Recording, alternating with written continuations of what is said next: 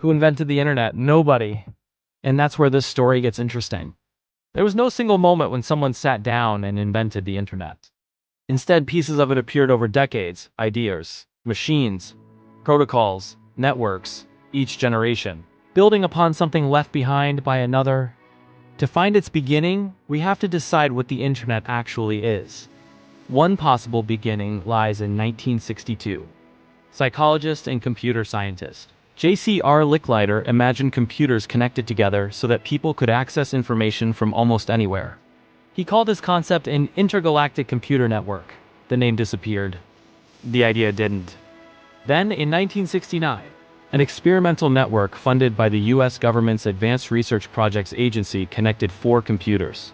It was called ARPANET. On October 29, UCLA attempted to transmit a message to the Stanford Research Institute. They tried to send the word login. The system crashed after 2 letters. Low. An appropriately modest beginning for something that would eventually connect billions. ARPANET worked, but ARPANET wasn't the internet. Different computer networks were appearing, each speaking its own technological language. Connecting computers was no longer the problem. The problem was connecting the networks themselves. During the 1970s, Robert Kahn and Vint Cerf helped develop a solution. A common set of communication rules that allowed different networks to exchange information.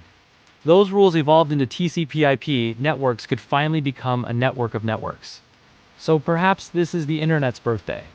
On January 1, 1983, ARPANET transitioned to TCP/IP. Different networks could now communicate using the architecture that still underlies the internet. Case closed? Not quite, because another transformation was already beginning. The National Science Foundation created NSFNET, connecting researchers and supercomputer centers across America. It rapidly became a major backbone of the early internet. In 1986, roughly 2,000 computers were connected. By 1993, more than 2 million. Then comes the man many people believe invented the internet. Tim Berners-Lee. Except he didn't. By the time Berners-Lee began his famous project at CERN in 1989, the internet already existed. What Berners-Lee invented was the World Wide Web, a system of linked information using technologies such as HTML, URLs, and HTTP. The internet provided the infrastructure. The web gave ordinary people a revolutionary way to navigate what was already there. Then CERN made a decision almost as important as the invention itself.